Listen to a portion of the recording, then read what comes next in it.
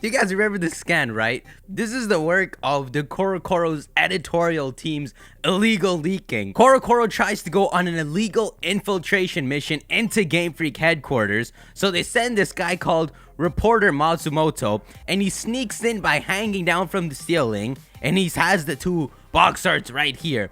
And then he takes a photo and comes back and realizes that his flash was too high. And that's the origin of that scan. What kind of story is this?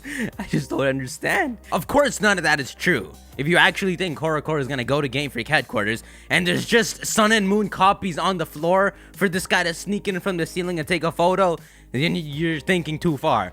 But obviously, in partner with Game Freak, they made this hoax thing, which is hilarious. But I can't believe they actually have a reason for having it all flashed out like this. Now, on Twitter, a ton of you guys are trying to make out what could be in these box arts, but let me show you this. Yo, this is hilarious.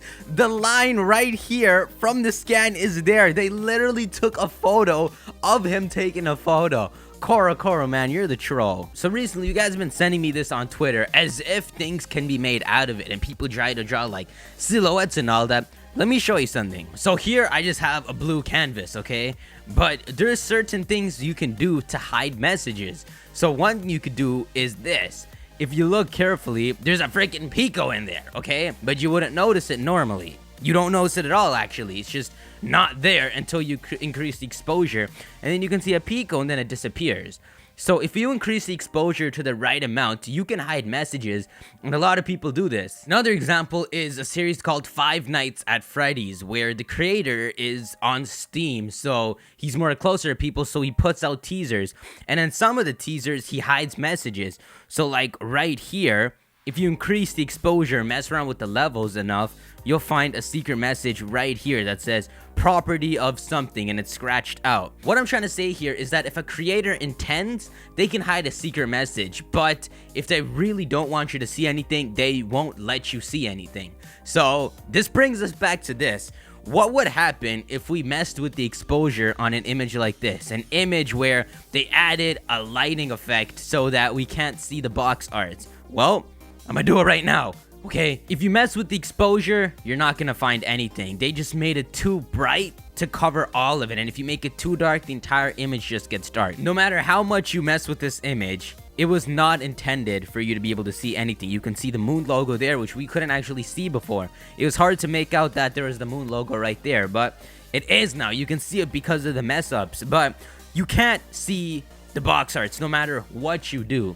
And it raises the question of why they would do this, why they would just officially look at that. You could totally see something coming out there and something coming out right there as well, but why they would decide to not just not show us the box arts, but tease the box arts and tell us that it's coming next issue. Because if you look at this guy's expressions, he's excited at what he saw right there. These are the only images I can make out. There seems to be a figure right here and then another figure right here. What it means, I don't know, but everyone is just trying to look into this image and see if you can make something out. You can't make anything out, and it just raises the question of why they would do that, why they would do something as shady as just teasing the box arts, as if making us see the box arts would mean that much, as if it's a Pokemon we've seen or it's a twist that they don't want us to see yet. So who is it?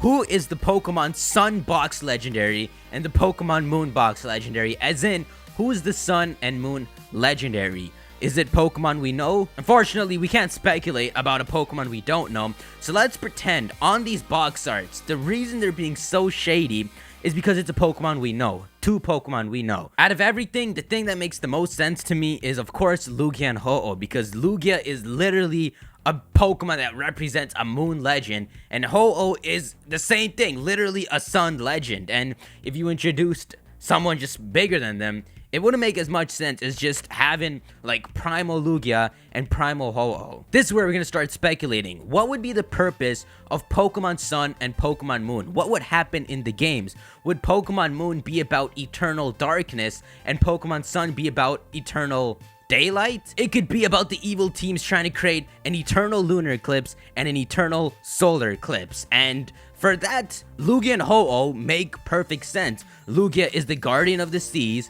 and Ho-Oh is the guardian of the skies. They literally represent the sun and the moon. The seas have to do with the tides and the moon, and the sun has to do with everything Ho-Oh related. It's gotta be obvious that a Pokemon like Lugia and Ho-Oh probably have stronger forms, especially after we've seen Kyogre and Groudon have primal forms, which is their original power. Out of these two, I can totally see both of them having primal forms, Primal Lugia of the moon and Primal Ho-Oh of the sun. But if it's not these two legendaries, there's another set that actually works. If it is between Xerneas and Yveltal, who is the sun legend and who is the moon legend? Is there a reason for them to be the sun and moon legend? There could be. If you don't know the story of Xerneas and Yveltal, it's that every 1,000 years, Xerneas gives life to everyone and turns into a tree, and Yveltal takes life from everyone and turns into a cocoon.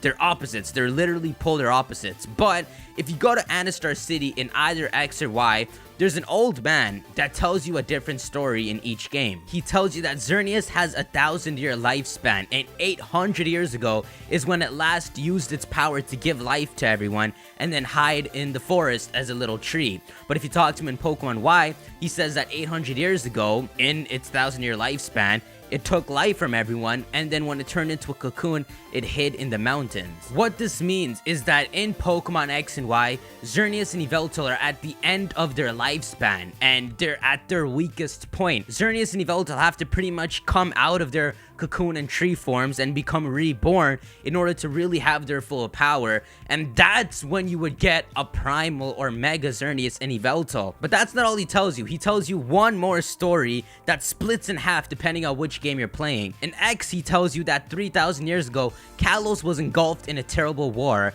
until a Pokemon showed up and rescued all the wounded Pokemon in the conflict, and he referred to it as a legendary Pokemon that would brighten a tale of distress.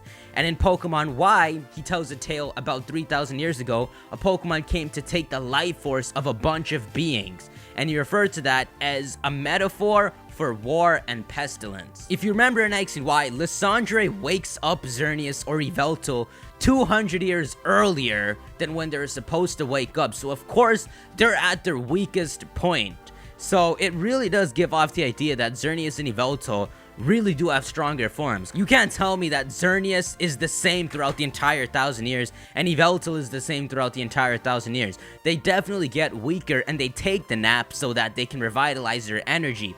And over those 1,000 years is when Zygarde is at his highest level of like protection in the earth. But you see, none of this relates to the sun and the moon. There is the sundial in Pokemon X and Y, and a moondial in some new region, which isn't any of the 6 regions we've been to, that's confirmed. But the question is, does this even relate to Pokemon Sun and Moon?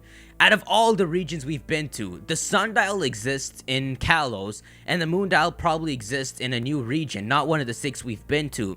So, could these Pokemon be about the sundial and the moondial? Is the sundial for Xerneas and the moondial for Yveltal, or are we grasping at straws? Who is the sun legendary and who is the moon legendary? You can go so far with speculation like this. This is artwork made by Tommy Case, where he made Xerneas represent the sun and Yveltal represent the moon. I know Xerneas learns moves like Moonblast, but overall, Xerneas definitely looks more sun-like, and Yveltal definitely looks more moon-like.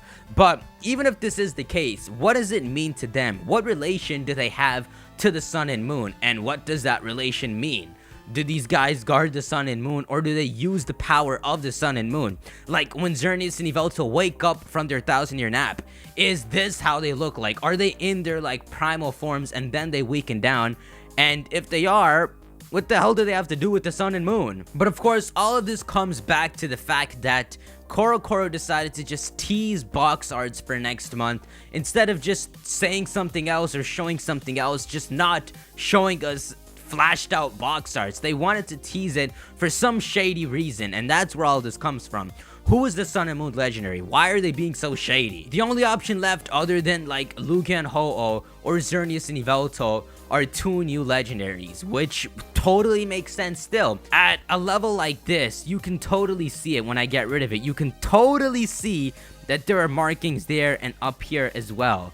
But if I were to get rid of this, you can't really notice it's there. And that's just what I was showing you with the exposure. It's really hard to notice things, and for the most part you can't really make out stuff in this. Like, if I wanted to start exaggerating and hallucinating, I can start seeing things like up here and then like something like that, but that's a freaking sausage hamburger. It's just way too hard to make things out. So don't look at these box arts. They're not gonna show you anything aside from like small details that you can't make out. Like, maybe with these two pieces that we found, this could totally be a freaking Lugia arm or something, but we don't know at this point. We're all grasping at straws if you want to look at these box arts.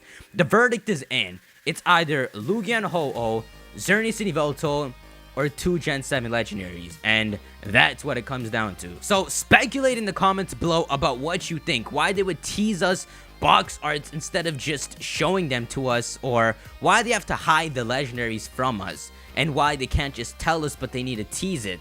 There's just so much shadiness going on, so definitely speculate in the comments. This speculation goes so far, even if you are going based off just a teaser. So, if it's Lugia and Ho-Oh, think about how Lugia rules over Moltres, Zapdos, and Articuno, and Ho-Oh rules over Entei, Raikou, and Suicune. If it's Xerneas and Yveltal, think about their relation to the Sun and Moon, especially Zygarde, and just all of the lore that they've been saying. And if it's 2 completely brand new Pokemon, then speculate what Pokemon Sun and Moon is and what these Legendaries are gonna be capable of. I made this video because so many of you guys asked me to speculate about what the box arts are, but be sure to leave a like on this video and be sure to speculate about all of that. And also, oh my god, there's only 7 hours left. There's literally 7, probably like 4 by the time this video goes up. Click the link in the description and quickly just grab your shirt or your hoodie or your tee or something. These are just crazy. These can't be printed again. So make it into the time and make sure you grab one. So